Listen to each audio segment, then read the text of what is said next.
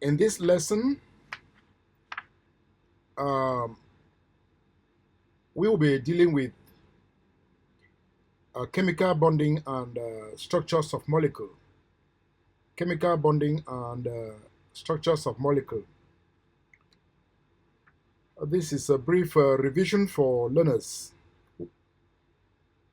So we will be taking from metallic bond to ionic bond, from ionic bond to covalent bond. Covalent bond, we will go to coordinate or dative covalent bond. Then we'll now go into the different four types of structures in molecules. So let's go straight away to metallic bonds. What is a metallic bond? A metallic bond, this is the electrostatic force of attraction. It is the electrostatic force of attraction between the positively charged ions and the negatively charged delocalized electrons, or what you say delocalized sea of electrons. Remember, as I told you, the atom is positively charged. It has a positive nucleus. The atom has a positive nucleus. Why do I say it has a positive nucleus? In the nucleus of the atom, we have the proton and the neutrons. But neutrons have no charge. Only the protons are positively charged. So they carry the day. The charge of the protons give the nucleus the positive charge. And these are, around outside the nucleus are this sea of electrons in an atom. They are sea of delocalized electrons. Remember, electrons are negatively charged. So this sea of delocalized electrons outside the nucleus of the atom are attracted to the nucleus. And when these sea of electrons are attracted, these delocalized sea of electrons outside the nucleus of the atom are attracted to the nucleus, what happens? There is what we call an electrostatic force of attraction between the two oppositely charged ions. And that is what gives rise to the metallic bond. It is what gives rise to the metallic bond. A metallic bond occurs or takes place only in metals. There are some other factors that can influence the strength of the bond. For instance, the number of electrons in the sea of the localized electrons. The number of electrons in that sea of the localized electrons will influence the strength. What am I saying? I'm saying that the more the localized electrons, the stronger the bond. For instance, metals like sodium that have more delocalized electrons than sodium. Metals like magnesium that have more delocalized electrons than sodium atom. You will realize that because magnesium has more delocalized electrons than the sodium atom, that makes more attraction. There's more electrostatic attraction, and the more the electrostatic attraction, the stronger the bond, and the stronger the bond, that one makes magnesium atom to be more stronger than sodium. Magnesium atom has a higher melting point and a boiling point than the sodium atom because they have higher or more delocalized electrons than sodium. And the size of the atom too is another factor. The smaller the size of the metal, the stronger the metallic bond. So we are saying that metals with smaller sizes are stronger than metals with larger ones. Uh, um, um, what does it mean by this? You know that the distance from the nucleus, from the positively charged nucleus to the outermost shell, or to the outermost shell where the electrons are located, the distance too has an influence. The smaller the atomic size, the shorter the distance. And the shorter the distance between the nucleus and the outer electrons, outer the localized electrons, what happens? The stronger the force. But the longer the distance between the nucleus and the outer the localized sea of electrons, the weaker the force of attraction. So smaller atoms, smaller metals, metal atoms are more stronger than larger ones. But it should be noted that metals are solid at room temperature because more energy is needed to overcome the strong metallic bond. Metals are also good conductor of electricity and the heat because of the strong force of attraction.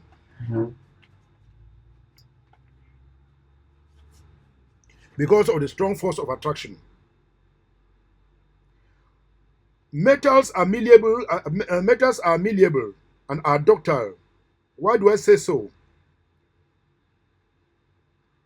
The layers of ions can slide over each other.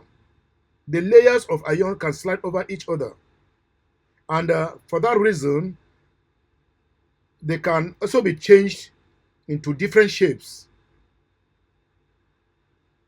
Generally, you should know that because of this strong electrostatic force of attraction between oppositely charged between the positive nucleus and the delocalized sea of electrons in metals, it gives metal generally high melting point and high boiling point. Metals also have high density. Metals, they also have high density. Now, it will take us to, you look at the diagram of metals, you will see that the metals here, this is an atom, the nucleus is positive, and outside the atom you have the localized sea of electrons. So the delocalized sea of electrons here, which are negatively charged, are attracted to the nucleus. That what gives the metal the strong charge, the strong force of attraction, and make it to be strong. It takes us now to the second type of bond, which is the ionic bond.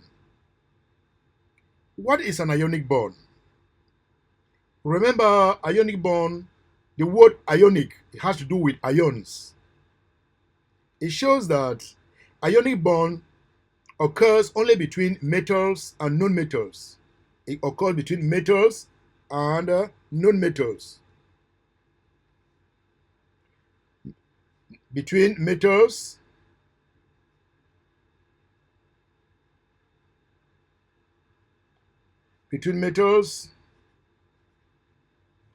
and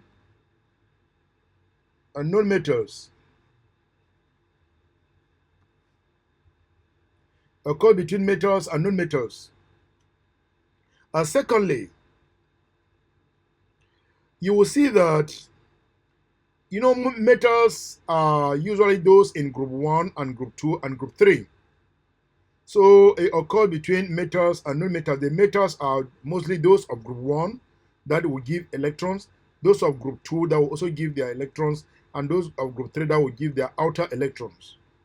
And metals of group 1, they have only one electron in their outermost shell. Metals of group 2, they have 2 electrons in the outermost shell, and metals of group 3, they have 3 electrons in the outermost shell.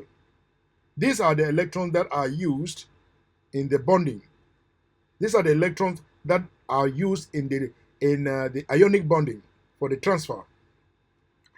And precisely, we can say an ionic bond is the electrostatic force of attraction between oppositely charged ions formed by complete transfer complete transfer of electron from one atom, usually the metals, to another, usually the non-metal. The essential word there is electrostatic force of attraction between oppositely charged ions, formed by what? Complete transfer of electrons. Complete transfer of electrons from one atom, and usually the metal, to another atom, which is the non-metal. It should also be noted that metals, they lose electron to be what? To be cation. They give out the electrons to be cations. Most metals, they give out electrons to be cations. In this case, when they give out the electrons, they become cations. The non-metals,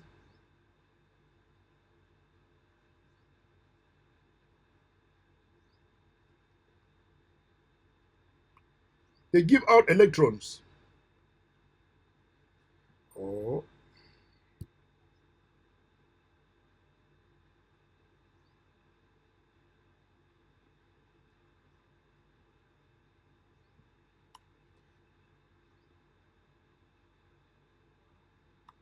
Metal give out electrons.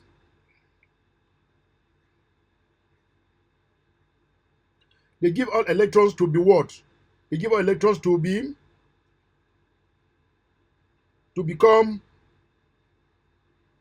They give out electrons to become cations. To become cations.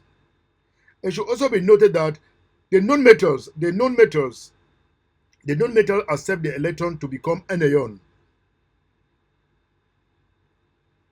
The non-metals accept electrons to become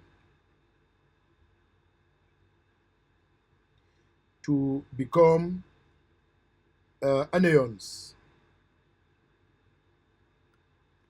The anions. Then it should also be noted that cations and the cations and the anion are then attracted by a strong electrostatic force. Cations plus anions are attracted by a strong electrostatic force. By a strong electrostatic force, attracted by a strong electrostatic force. Okay.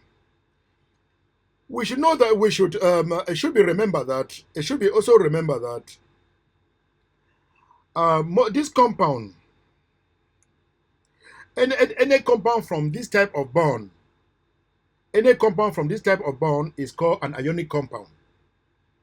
For example, we are talking an example of sodium ion and chloride ion. Sodium chloride.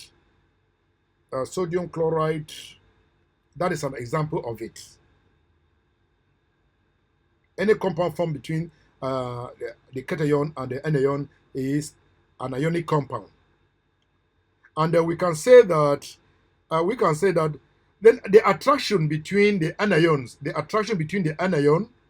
and the neighboring cation, if an anion is attracted to a neighboring cation and vice versa, it will result in a huge ionic lattice. A huge ionic lattice when the anions are attracted to a neighboring cation, and this other cation is attracted to a neighboring anion. This results in a huge lattice structure that is being formed. And that's why we say sodium chloride can form a lattice structure. What is a lattice structure? A lattice structure is this is a regular or repeated arrangement. It's a regular or a repeated arrangement of particles, usually ions, that are present in a solid. They have a particular pattern that appear. They are arranged in a particular pattern. All these ions are arranged in a particular pattern in a solid. So we say these are repeated arrangement. They have a repeated arrangement of the ions in a solid. Another example of this complete transfer of sodium chloride, as we said here. Sodium is a metal, chlorine is a non-metal. Now, in the outer electrons, sodium has only one electron. It belongs to group 1 of the periodic table. The outer electron of chlorine, there are 7 electrons there. We have 1, 2, 3, 4, 5, 6, 7. The main aim of this ionic bond, the complete transfer of electron from one atom to the other, is that they need a stable structure. At this level, sodium atom is not stable. Chlorine atom is not stable. Why? For an atom to be stable, it must have at least 2 electrons or 8 electrons in its outermost shell. But in this case, sodium has only 1 electron in the outermost shell, so it is unstable. And chlorine has 7 electrons in the outermost shell, it is unstable. For that reason, something must be done so that they can achieve an octet of electron. An octet of electron, or a complete octet of the outermost shell. For that purpose, sodium will have to give out electrons. Sodium will have to give out electrons to chlorine. This electron to chlorine. And when it gives out the electron, it comes back to its normal 2 shape, which is, when it gives out the electron, it will come back to 2, 8. But this chlorine atom, when it accepts this electron, when it gains this 1 electron, it completes the octet. It completes the octet by moving to what? By moving to 2, 8, 7. So the main objective of this is that the atoms, they achieve a complete octet of the outermost shell electrons. Then secondly, all this, the metals that give out the electron will achieve a positive charge. The non-metals will achieve a negative charge. And this is how it is represented. Another example of this is the formation of magnesium ion.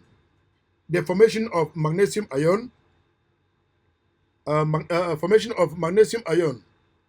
which is magnesium ion, will be like this one. Formation of magnesium ion and oxide ion by electron transfer. So we have magnesium. This is magnesium. Magnesium has 2 electrons in the outermost shell. It is here. Let me put it here.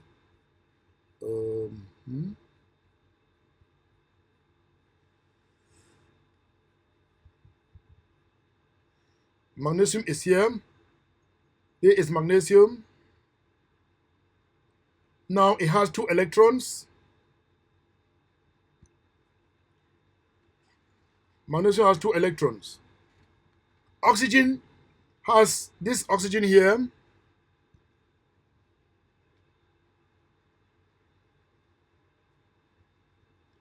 Oxygen has 6 electrons. We have 1, 2, 3, 4, 5, 6 for the oxygen. So now, what is happening here is this. Let me represent this with yellow. So what happens now is that there is a complete transfer of electron. The complete transfer of electron is from what? Magnesium will have to give these electrons here, and this other one here. And the result is what? These are electrons. Here initially, magnesium has what? Magnesium has initially, it is 2, 8, 2, 8 what? 2, 8, 2. Oxygen has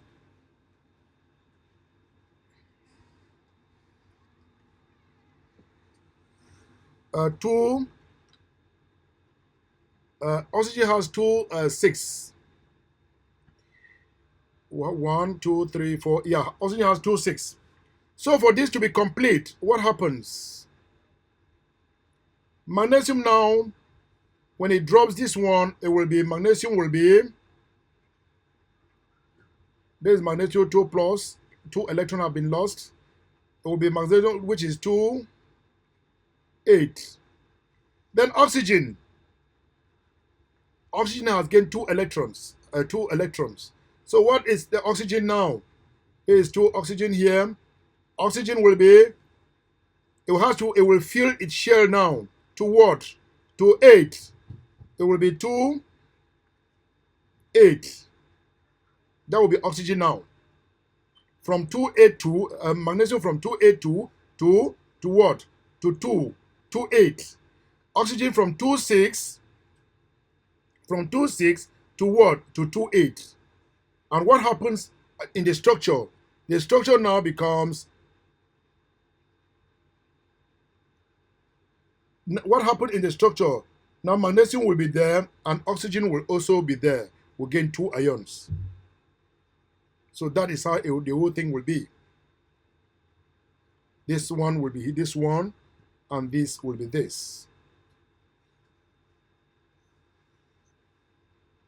So summarizingly, we are saying that it involves a complete transfer of electron from one atom to the other. The one that transfers the electron acquires a positive charge. The one that takes the electron acquires a negative charge. The overall goal is that this one has a complete octet of electrons in the outermost shell, and this one and the anion too also has a complete octet of electrons in the outermost shell. Another example is that of calcium chloride. Calcium chloride does the same thing. Calcium has atomic number of 20. It has an atomic number of 20. 2, 8. It has that's 10, 18, 20. From these 20, there are 2 electrons in the outer shell. The 2 electrons in the outer shell, it makes calcium unstable. So it needs to give out these 2 electrons to be stable. Chlorine, on the other hand, has 7 electrons. It makes chlorine unstable. So what happens? Chlorine needs another electron so that what it can fill the outermost shell to be 8 so that it becomes stable. So what happens? Electrons are transferred here. Electrons are transferred here. Electrons will move here.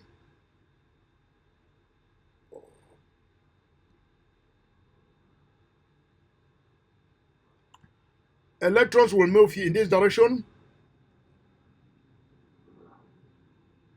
Electrons are transferred to chlorine, and another electron here is transferred to this other to this chlorine. That is how the whole thing goes. 2 chlorine atoms are involved in this. Now, the sodium and the calcium atom that has lost 2 electrons acquire a charge of +2. Now, from here, the electronic configuration from 2882 moves to what? The electronic configuration from 2882 moves to what? It moves to 288 because 2 electrons have been removed. Now, the 2 chlorine atoms, the chlorine atoms that accept the electron acquires a negative charge. There's an increase in the number of electrons this time around. The one that accepts electron acquires a negative charge. There is an increase in the number of electrons this time around. For that purpose, chlorine that has an octet, that has an electronic configuration of 287 will not go to what? Will not go to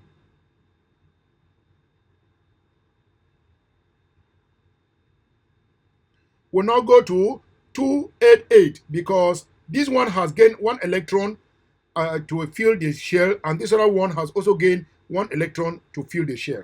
That is how the whole thing is. Now it moves us from ionic bond to what we'll call covalent bond. A covalent bond, as you see, These are a good example of covalent bonds. A covalent bond using a dot and cross diagram to represent the formation of covalent bond in oxygen. Oxygen has 8 protons, implying that oxygen has 8 electrons. The first shell of oxygen will occupy the first 2 electrons. The next shell will have 6 electrons. As I told you, with 6 electrons, it is unstable. It makes the atom to be unstable. So oxygen will need to bond with another oxygen. It will need to bond with another oxygen. But for bonding to occur, for covalent bond to occur, what must happen? The first thing is, one, the covalent bond will occur mostly between nonmetals. Occurs mostly between nonmetals.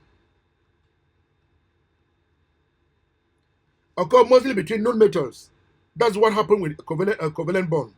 Then, now, what is a covalent bond?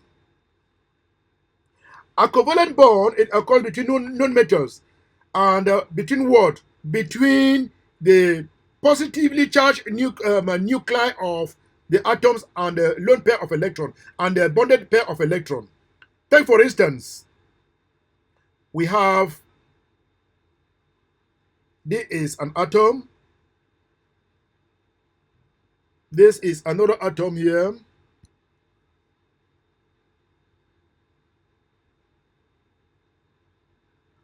Okay, these atoms are positively, they have the positive charge nuclei. This one, they have a positive nucleus, yeah. So now, what happens here? Now, we have electrons here. Let me say these are electrons. These are electrons. From here to this place, and again from here, this nucleus to this other one. That is what is happening there. We can now say a covalent bond is the electrostatic force of attraction between the nuclei of 2 atoms. This is an electrostatic force of attraction between the nuclei of 2 atoms and a shared pair of electrons. These are the nuclei of 2 atoms. These are the nuclei of 2 atoms that are positively charged. The nuclei of 2 atoms. So now, the force of attraction between the nuclei and the shared pair of electron, the force of attraction between the nuclei and the shared pair of electron here is what we call the covalent bond.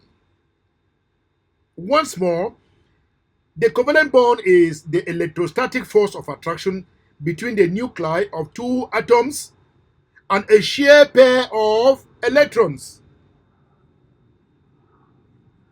So, in covalent bond,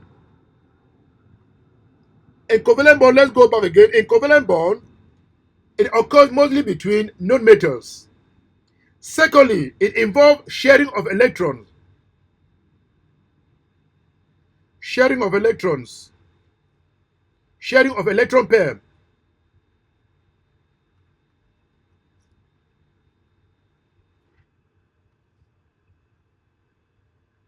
It involves the sharing of electron pair. Then the atom that provides excuse me.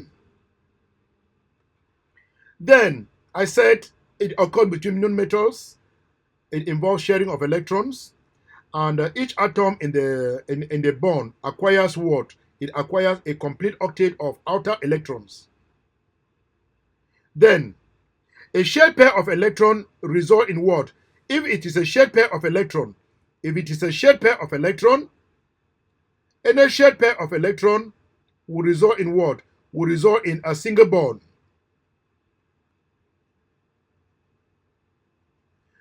Any if there are 2 pair of shared electrons, if we have 2 pair of shared electron, If there are two pair of shared electrons, it result in what? It result in what? It result in double bond.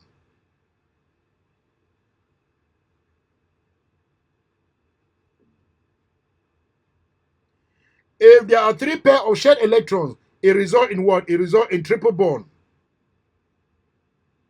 So any single pair of shared electron, if it is a single shared, if a pair of electron is shared, if a pair of electron is shared, it result in a single bond. If two pairs of electrons are shared, it result in a double bond. If three pairs of electrons are shared, it result in a triple bond. So in this case of oxygen atom, there's an oxygen atom here, there's another oxygen atom here. See how they share the electrons. Now, they need to acquire an outer octet of a complete octet of electrons, so they need to share. This electron, one atom will one of the atoms will contribute 2 electrons for the pairing. And what happens? This one is here, this is the pairing here, this is another one here. This pairing here, there are 2 pairs of electrons and it results in a double bond. So if we look around, atom 1, the atom 1 of oxygen, it has how many electrons? 1, 2, 3, 4, 5, 6, 7, 8. It has an octet now. Atom 2, it has 1, 2, 3, 4, 5, 6, 7, 8. It has 8 electrons. Therefore, we say that each atom in the bond acquires an octet of acquires a complete octet of electrons. Then let's go to another one of sodium molecule. Okay, a sodium molecule here, as I said, sodium has only 1 electron in the outer shell. I mean, 7 electrons in the outermost shell. And it is unstable and it needs to complete it to octet. So the 2 sodium atoms will come together. The 2 atoms of sodium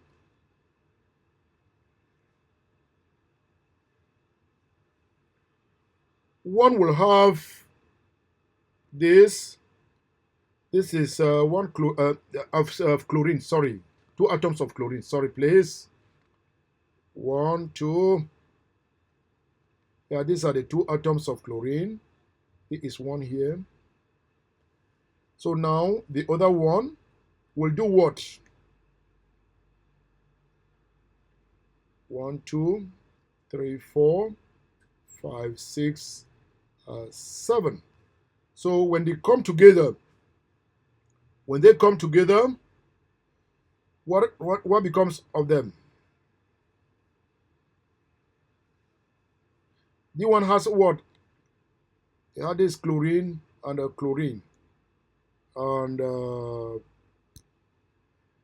one has 1, 2, 3, 4, 5, 6, and 7. The one has 1, 2, 3, 4, 5, 6, and 7. Now each of them now has 8 electrons in its outermost shell. All of them now have the same number of they still have the same number of electrons. We have 2, 8, 2, 8, 7. It has 2, 8, 7. It has 2, 8, 7. And this other one has 2, 8, 7. 2, 8, 7, 2, 8, 7. But because in order to complete it, they cannot transfer electrons, so they will need one of the electrons. This electron here is the one that goes into the sharing. They share it. All of them, they share this one, and that's what gives the chlorine that structure like that. They share this, and that gives chlorine that. So these electrons,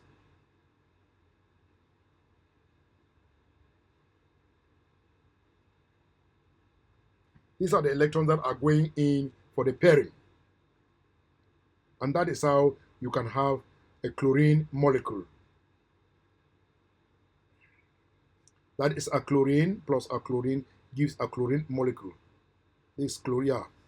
Chlorine plus chlorine will give you the chlorine molecule there. Okay, let's go another example of the one that can give you a double bond again. Dot and cross diagram to represent an ethene molecule. An ethene molecule, this is it, we have 4 atoms of hydrogen. For hydrogen has only one proton. It has only one proton. In that case, and one electron. In that case, it's only one of the electrons. Because of it, nitrogen is unstable. I mean, hydrogen is unstable. Because hydrogen has only one electron, it is really unstable. It needs to have at least 2 electrons in the outer shell for it to be stable. And for it to do it, it cannot give out all the electrons. It will look the possible means to share the electron. If it shares the electron, then that will be okay. So in that case, the two carbons will come together and share. These are the 2 carbons. They will come together and share. They will share, come together, share the electrons. Then the hydrogen will attach themselves there. So 2 hydrogen will go with this one. This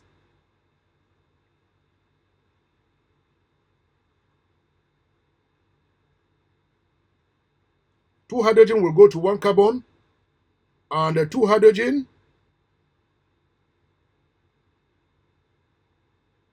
will go to this carbon too. And when they go to the carbon, then the carbon themselves, they will do what? The carbon themselves will have to do what? Will have to come together, resulting in this.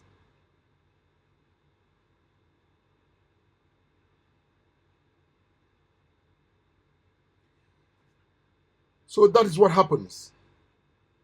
And when a double, we said when 2 pairs of electrons are shared, it results in a double bond. And only 1 pair results in a single bond. If there are 3 pairs, it results in a triple bond. So this gives the structure of a ethene molecule. Now, the simplest one is that of hydrogen, and that of methane. Dot and cross diagram to show the formation of a methane molecule.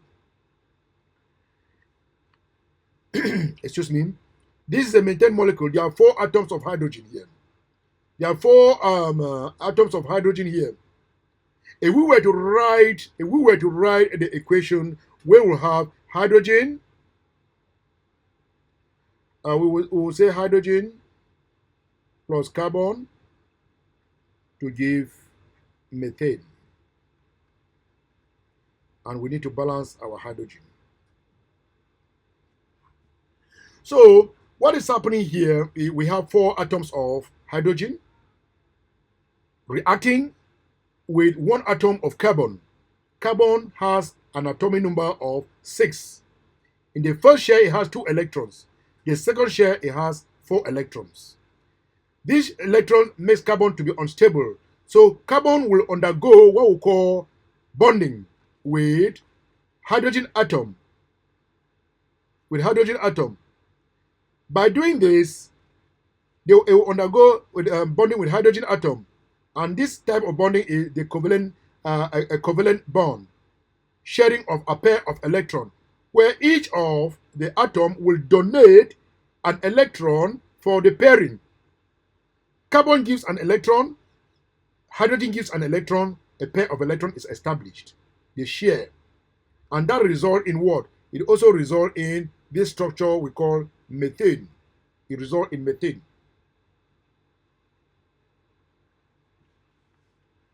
So now there is another type of covalent bond.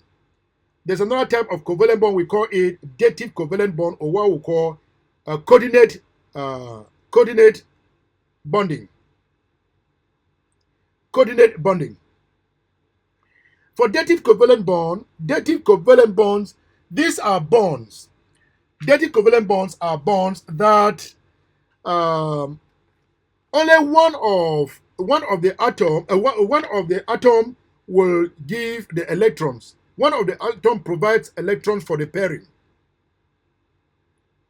Once more, this is a bond formed. This is a bond. This dative covalent bond or coordinate bond is a bond formed when one of the atoms provides both electrons for the sharing. The pair of electrons that is used for the sharing is donated by only one atom. Two of the atoms are not donating the electron as in the other cases. In this case, only one of the atoms will give the pair of electrons for sharing. And for an atom to provide a pair of electrons for sharing, it must have a lone pair of electrons on itself, on the atom. There must be a lone pair of electrons on the outermost shell for that atom to donate an electron for sharing. And during this bonding, there is an arrow indicating or showing the direction of the movement of the lone pair of electron. For example, nitrogen has a lone pair of electron. That's one condition. The atom must have a lone pair of electron on its outermost shell. Secondly, there is an arrow to show the direction of the movement of the electron. So there must be an arrow to show that this electron is being donated to hydrogen. The hydrogen ion, the hydrogen ion here in this ammonium, an ammonium molecule. This is an ammonium molecule.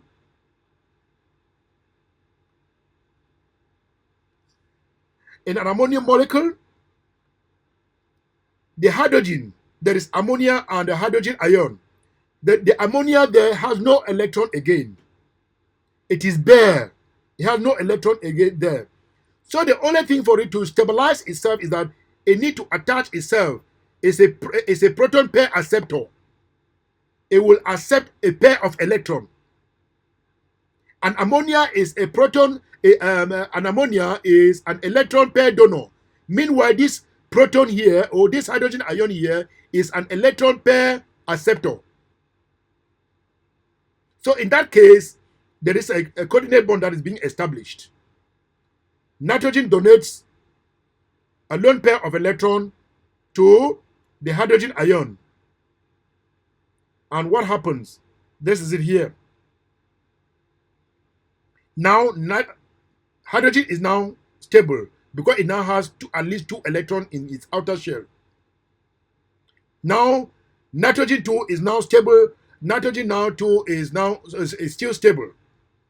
So, as I said, the lone pair of the arrow shows that a lone pair of electron was donated for the pairing by nitrogen. That is why it is indicated here like that. It indicates that a lone pair of electron from here was donated to hydrogen ion. Another example of coordinate bonding or dative covalent bond is the one that has to do with aluminum chloride dimer. In aluminum chloride, the central atom here, which contains aluminum, has only 6 electrons. It is unstable. It needs 8 electrons. So it's lack of a pair of electrons. Here too, it is also lack of a pair of electrons. So what happens now is the chlorine atom here with this pair of electron will have to donate it to what? This pair of electron here. The lone pair of electron here will have to go this way. There will be a bond here. Then, here too, see what is also happening. On this other. See, the lone pair will go here, and it is indicated by what? By the arrow. Now, on this other side here, there is chlorine here. This chlorine has a lone pair of electron here. There is a lone pair of electron here. Chlorine. So what must chlorine do? In order to stabilize this aluminum, it need to donate this alone pair of electron to aluminum. So it goes in this direction. Let me use this one.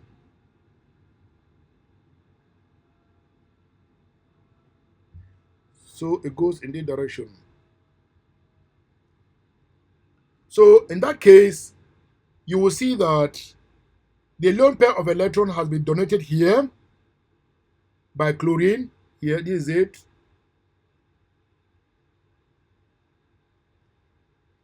And on the other hand, the other one here was donated here by this other one too.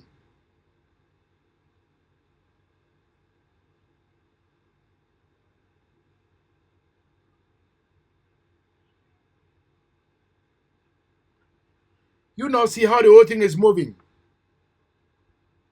And I said the arrow from the structure, the arrow will indicate the movement. This arrow here, movement of electrons.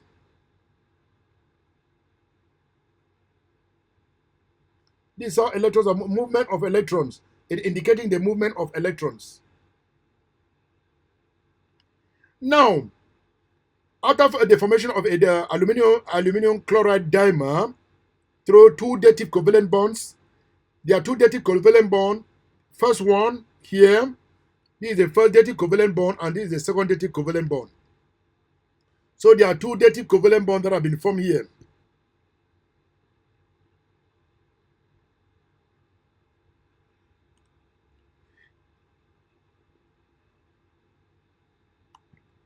So there are two dative covalent bonds, as I said, this is one, and this is two that have been formed. Okay, there's another structure we call octet deficient and octet expanded species. There are some structures, since the ultimate goal for sharing of electron or covalent bonding is that the atom, each atom acquires a full outer octet of electron. But in this situation, there are some species that are deficient of it. For example, boron trifluoride. This is an only exception where the central atom has less number of electrons, less than 8 electrons. 1, 2, 3, 4, 5, 6. Those are exceptions. Then there's another exception, we call it expanded octet. That is, the central atom has more than 8 electrons. In this case, it is phosphorus pentachloride. 1, 2, 3, 4, 5. Phosphorus pentachloride. Where phosphorus, the central atom has 1, 2, 3, 4, 5, 6, 7, 8, 9, 10. These are the only exceptions. Now, it takes us to the types of structures. Types of structure, there are about 4 types of structures. 4 types of structures that exist in solids. We have the giant ionic structure, giant molecular structure, giant metallic structure, simple molecular structure. What are these structures? From the bonding that we have discussed, based on the bonding nature we have discussed, beginning from metallic bond to this stage, we can devise the type of structure that these molecules can form. The types of molecules that can form this type of structure. We will be starting with a giant ionic structure. We just discussed that. For giant ionic structure, an example of a giant ionic structure is, I just discussed it under bonding, is an example of it is sodium chloride lattice. An example is sodium chloride lattice. That is an example of that type of structure, sodium chloride lattice. And in the sodium chloride lattice, this is an example of it here. I told you that a sodium chloride lattice, there is a regular or repeated arrangement of ions in the solid. Repeated arrangement. You see that there's a pattern that is following from there's a particular pattern for chlorine. Look at the chlorine. chloride in this line. Look at the sodium. Look at the sodium ion, sodium ion. So I said a lattice is a regular or a repeated arrangement of ions or particles in a solid, and it shows it here. So this is a good structure of an ionic lattice, which is sodium chloride. And what are the type of particles that are present here? Of course, the type of particles present in this lattice are they are ions. They are positively charged and negatively charged ions. They are ions, positively charged, positively and negatively charged ions. They are positively, negatively charged ions. They are positively and negatively charged ions. Okay, what is the type of bonding here? As we have been saying, any bond between negatively charged ions is what we call an electrostatic force of attraction. So we say the bond there is the type of bond present here is a strong electrostatic force of attraction between oppositely charged ion, resulting in this ionic lattice. A strong electrostatic force of attraction between oppositely charged ions, resulting in an ionic bond or ionic lattice. Well, what about the solubility of this structure, of this giant ionic structure? The solubility, well, they are soluble in water. Most of them, like sodium chloride, most of them are soluble in water. They are soluble in water. They are soluble in water. About their melting point, excuse me, about their melting point, you know that because there's a strong electrostatic force of attraction between the oppositely charged ions, they have a very high melting and the boiling points. They have high melting points and boiling points. Okay, about their conductivity of electricity. Um, for ionic compounds, ionic compound will only conduct electricity when molten or when dissolved in water. They conduct electricity in molten, conduct when molten, conduct electricity when molten or dissolved in water.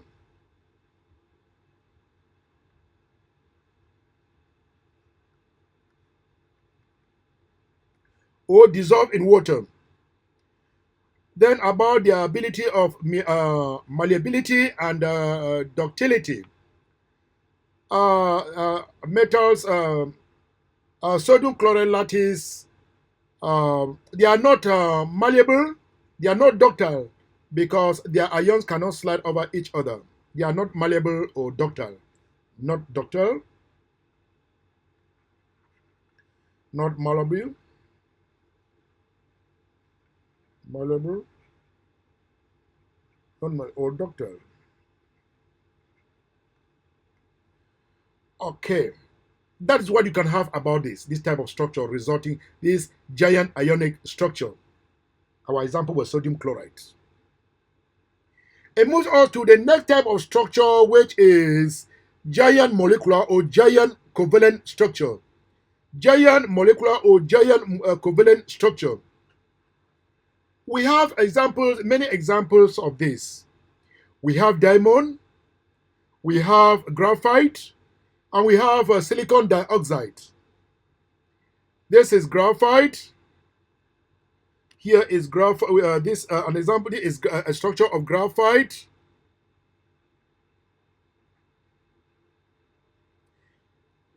This is diamond. And this is silicon dioxide. And that is silicon dioxide. From their structure, you will see their structure very well. Silicon, you see the layers of the in graphite. Graphite is bonded to 3 electrons, and one of the electron. Graphite is bonded to 3 electrons, and one of the electrons is delocalized, and that makes graphite a good conductor of electricity. But this one is bonded to 4 different electrons. In diamond, the carbon atom is bonded to 4 different electrons. We have 1, 2, 3, 4. They are bonded to 4 different electrons. So, example, we said the example in this type of structure, we have graphite, we have diamond, we have silicon dioxide. But what are the type of particles present here? We cannot be talking of ions. There are not ions here. We can't talk of ions. So the type of particles that are present in this type in making this type of bond here or this type of structure are atoms. The particles present are atoms. Atoms are present.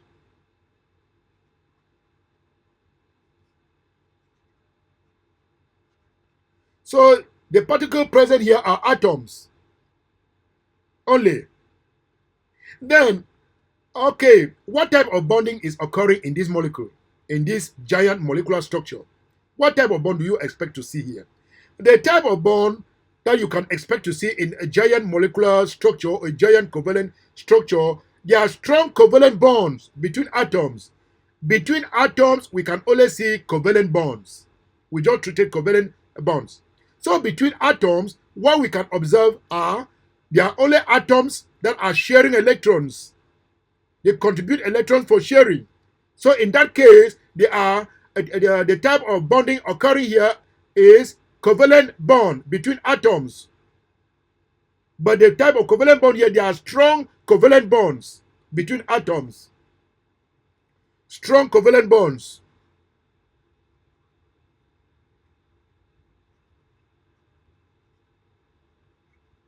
Strong covalent bonds.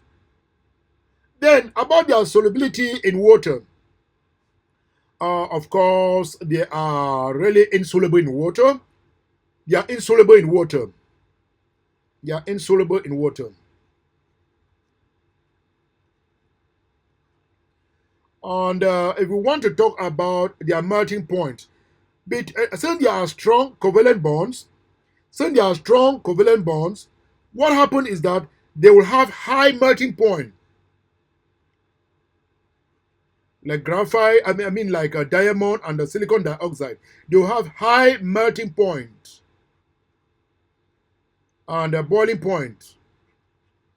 They will have high melting point and boiling point because they have strong covalent bonds. Then about their conductivity.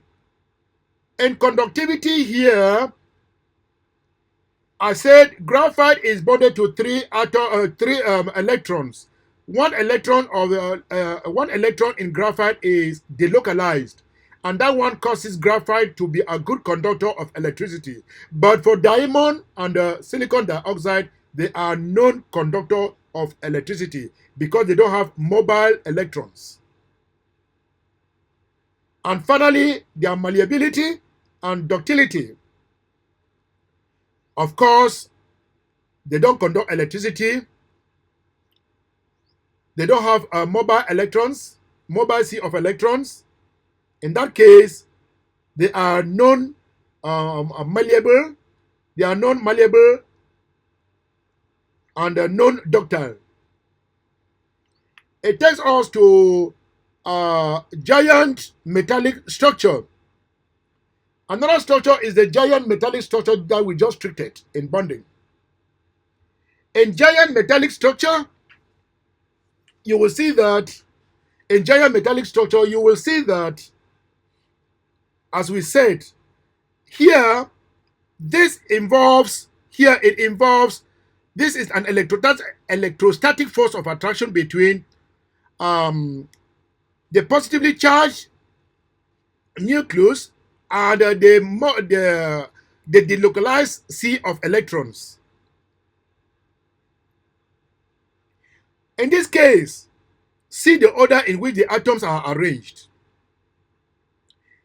the atoms are arranged in this order, you can realize that the atoms can slide, the ions can slide over each other from this. The ions can slide over each other.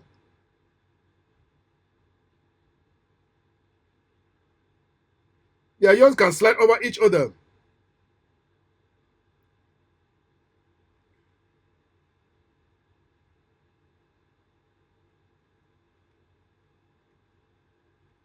And because they can slide over each other, that is why we say they are malleable and they are ductile. Therefore, we can say an example of the, let's start away, an example of such a giant metallic structure. We can take a copper metal. A copper metal is an example. A copper metal. A copper metal is an example of it. And the particle present here, as you saw it, they are ions. They are ions. They are ions. They are ions.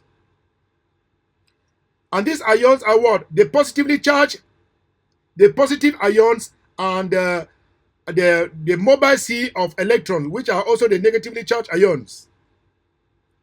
So we have positive ions and the mobile sea of the localized electrons that are here.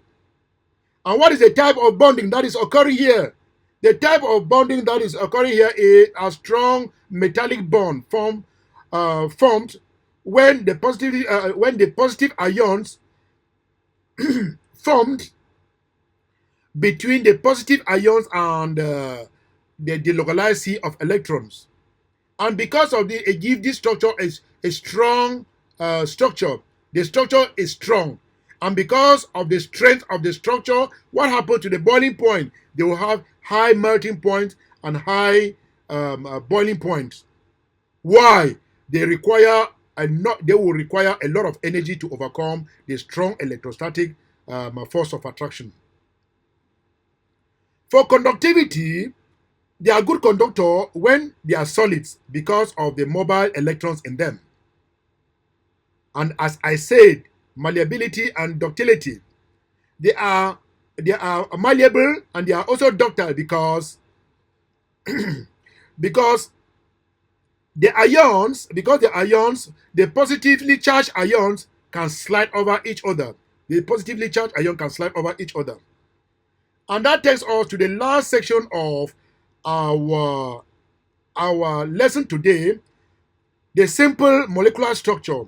Simple molecular structure, an example of a simple molecular structure is iodine. Iodine molecule. You know, iodine molecule will only undergo a covalent bond. It's a covalent bond that will undergo between iodine and this other iodine molecule. So when an iodine molecule undergoes this type of covalent bond, in between them there is a force of attraction. We call it the force of attraction between iodine molecule is intermolecular forces. Intermolecular forces are the forces in between the molecules. These are intermolecular forces between the iodine molecules. And because of the weak intermolecular forces, these are weak intermolecular forces. They are weak.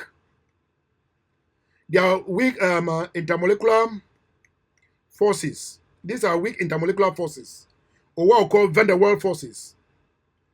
Van der Waals forces. These are weak intermolecular forces or weak van der Waals forces. And because of the weak van der Waals forces, it makes them, their boiling point and their melting point, they have low melting and boiling point because the intermolecular forces are weak and can break when it melts or when it boils. They are non-conductor of electricity. They are also non-malleable or ductile. About their solubility in water, they are really insoluble. Quite often they are really insoluble. So the only force here is the intermolecular forces between the molecules. And these are weak forces between molecules. They can easily break when they are heated. So that is all for the structures. So thank you for listening. You have to share, like, and subscribe for more of our tutorial lessons.